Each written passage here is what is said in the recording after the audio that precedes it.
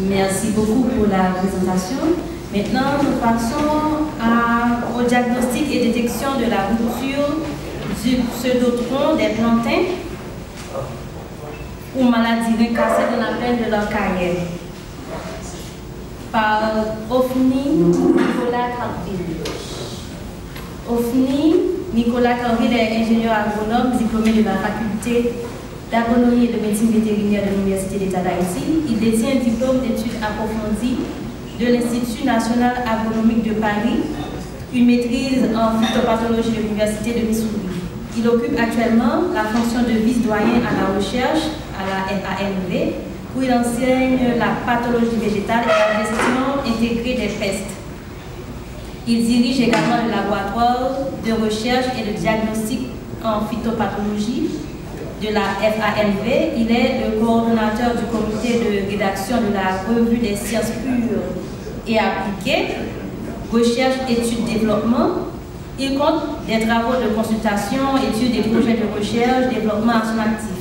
Il est particulièrement intéressé aux impacts des changements climatiques sur les cultures, notamment l'apparition de pestes et maladies exotiques et l'adaptation d'itinéraires techniques et de pratiques culturelles. Il a été de 2015 à 2018 le coordonnateur du projet d'amélioration de la culture de la banane dans la plaine de l'Orcaïe et sur l'axe Montlouis-Saint-Maur. Merci Nicolas, Ofni Nicolas Carville, sous vos applaudissements.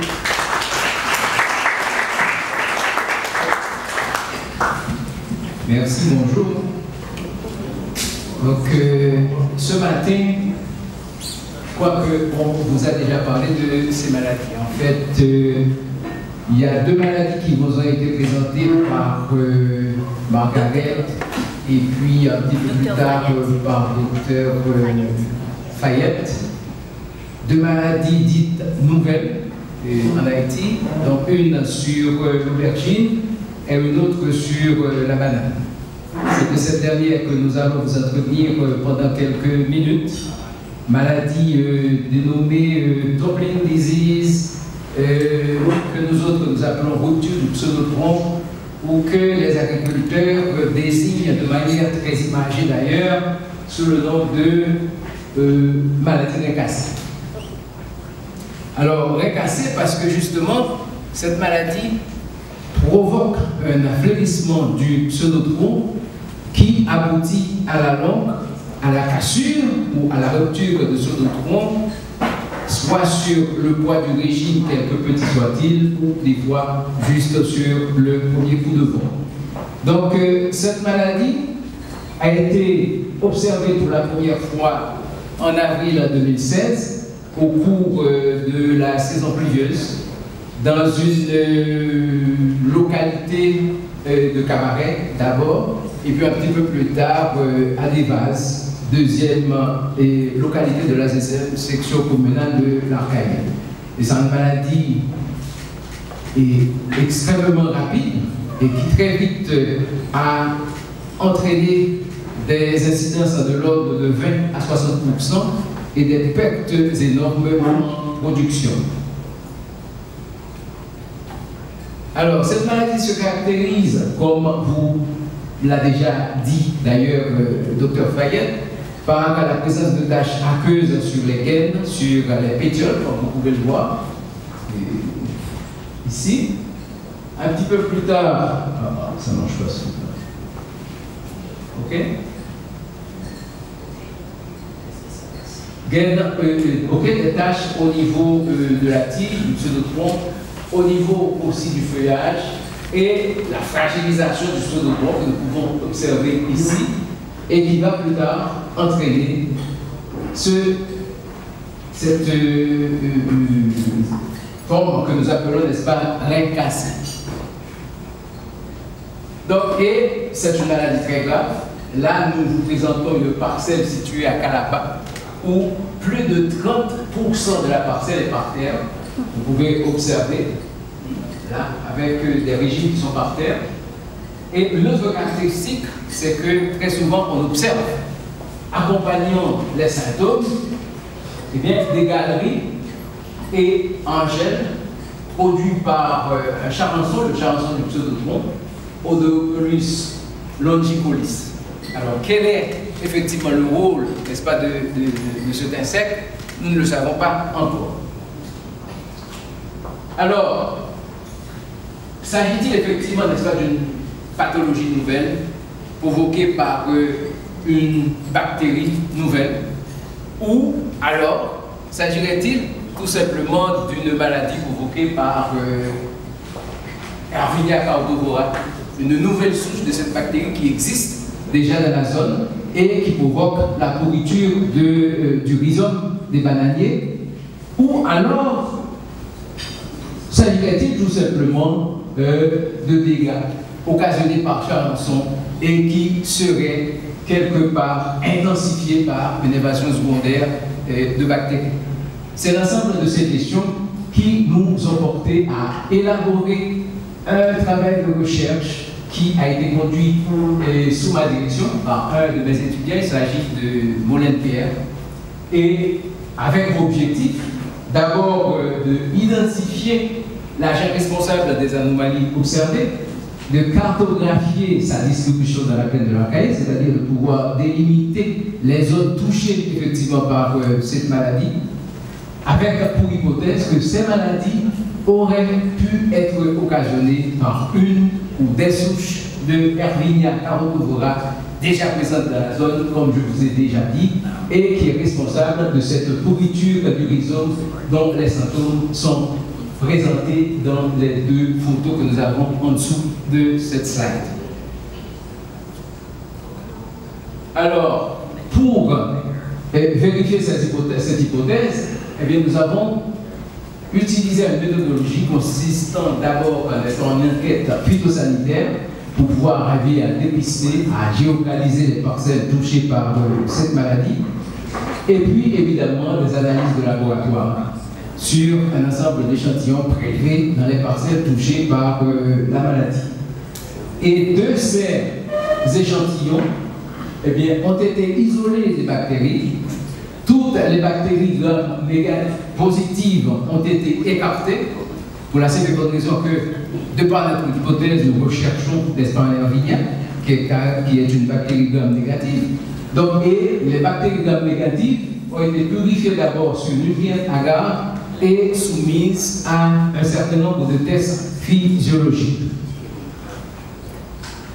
En termes de résultats, alors, premier résultat, donc l'étude qui a été conduite dans la zone délimitée par cette ligne marron, eh bien, a été conduite de cette région qui s'appelle le Vignier à Saint-Ard, des deux côtés, n'est-ce pas, de la route nationale qui passe ici.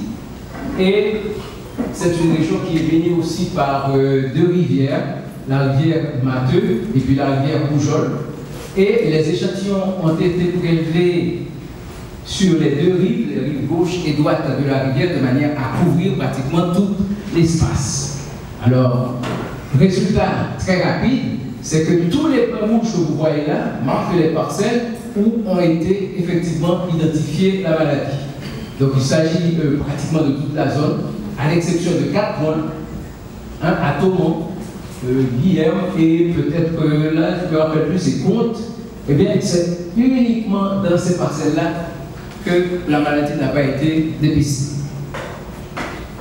Et le niveau d'incidence variait également très largement de 2%, excusez-moi, de 2% ici à Coron ou à Thomont, jusqu'à pratiquement 77 ici à Port-la-Générale, et puis ici c'est 80%, 99,99%. Donc la maladie était bien répandue, n'est-ce pas, dans toute la zone. Deuxième résultat, les colonies bactériennes isolées, eh bien, ont les mêmes caractéristiques, si vous voulez, que certaines souches de Erwinia. C'est des colonies gram-négatives, couleur crème pâle, translucide, de forme convexe et ayant tendance, n'est-ce pas, à la confluence, catalase positive. Donc des caractéristiques qui se rapprochent de Ervinia. Cependant, étant donné qu'il s'agissait d'un sujet de mémoire et qu'il manquait du temps pour notre étudiant pour effectuer le test, pour tester les postulats de coach, et on vous a parlé suffisamment aujourd'hui, n'est-ce pas, de ces fameux postulats de coach, et eh bien non, cela n'a pas été fait, et on s'est arrêté là. Donc, et elle a pu présenter son mémoire, mais sauf que le travail ne s'est pas arrêté. Le travail ne s'est pas arrêté parce que justement des échantillons ont été prélevés par l'équipe de l'UF et ARIA, conduite par Dr Fayet d'ailleurs, et grâce à leurs travaux effectués au niveau de la clinique de diagnostic phytosanitaire de l'Université de Floride, eh bien, ils ont pu mettre en évidence cette nouvelle bactérie qui, par PCR, a été identifiée avec Klebsiella varicola. De sorte que ça nous fait rebondir un petit peu, n'est-ce pas, sur les hypothèses. De sorte que la nouvelle hypothèse aujourd'hui, ce n'est plus qu'il s'agirait d'une souche éventuelle, n'est-ce pas, de Ervinia carotovora, mais que ça pourrait être effectivement une espèce de Klebsiella sp. Nouvelle hypothèse donc plus de questions à se poser. Klebsiella varicola, en fait, c'est une bactérie qui a été rapportée pour la première fois en Chine sur la banane. Elle a été identifiée en 2019, mais la publication a été faite seulement en 2015. Et cette bactérie est associée à une pourriture molle de la banane, qui se caractérise par des taches aqueuses jaunes sur pétiole, et puis qui vont en plus tard tourner au brun, et qui auront, n'est-ce pas, une forme irrégulière, un petit peu ce que nous avions observé aussi sur nos échantillons. En plus de ça, il y a une pourriture interne du pseudotron à une nécrose vasculaire. Et effectivement, l'affaissement des feuilles, comme nous l'avons observé avec les bananiers observés ici. Mais tout n'est pas aussi simple. Pas aussi simple, pourquoi? Parce que les autres sont différents. Nous avons fait des observations uniquement sur le plantain, alors que eux, ils ont plutôt travaillé sur la banane. Donc, différentes autres. Autre chose, la nécrose vasculaire observée dans le cas de la pourriture et molle, n'est-ce pas, de la banane, n'a pas été observée avec la nécrose, avec la rupture du pseudotron. Évidemment, dans les travaux du Dr Fayet, eh bien, il vous a montré qu'effectivement, ils ont pu obtenir cette nécrose. Mais attention, il s'agit d'une nécrose qui aurait pu être provoquée par tant de choses. D'autant, n'est-ce pas, que les conditions n'étaient pas nécessairement les mêmes. De sorte que, aujourd'hui, nous sommes encore en train de nous demander, est-ce que la rupture du pseudotron que nous avons ici est effectivement la même maladie que la pourriture molle de la banane observée en 2009, c'est-à-dire que 7 ans plus tôt en Chine. Les autres sont différents.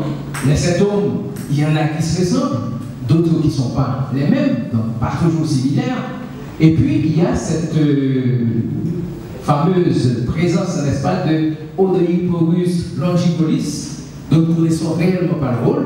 Est-ce qu'il s'agit uniquement d'un charançon opportuniste qui serait là parce que les bananiers sont en train de faiblir, ou est-ce que, au contraire, cet agent aurait un rôle particulier à jouer? Agirait-il comme vecteur? Serait-il, parce que de l'autre côté, il faut que je vous dise, Odoiporus longicolis est à lui seul capable de produire exactement les mêmes symptômes. Pour la simple raison, parce que c'est une bactérie, excusez-moi, c'est un charançon qui s'attaque au pseudotron et qui creuse de l'extérieur vers l'intérieur. À un certain moment, il peut atteindre le bouchon terminal, et une fois que ce bouchon est atteint, eh bien, la première observation que nous ferons, c'est que la plante devient carrément stérile. Et puis, la deuxième chose, c'est que cette plante finit par se renverser. Donc, autrement, O longicolis serait capable à lui seul de produire le syndrome. Sauf que si jamais c'était uniquement odoriporus, eh bien, il n'y aurait pas de régime. On nous a observé que dans la plupart des cas, les bananiers qui tombent, eh c'est des bananiers qui sont déjà en production. Donc, de sorte qu'il y ait encore beaucoup à faire pour d'abord parvenir à identifier avec précision l'agent responsable du syndrome que nous avons observé, voir comment est-ce que cet agent se distribue, étudier, n'est-ce pas, son épidémiologie, les conditions les plus favorables à sa croissance, à son développement, voir aussi le rôle joué effectivement par Odoriporus longicolis, afin, enfin, de proposer des stratégies de gestion de cette maladie.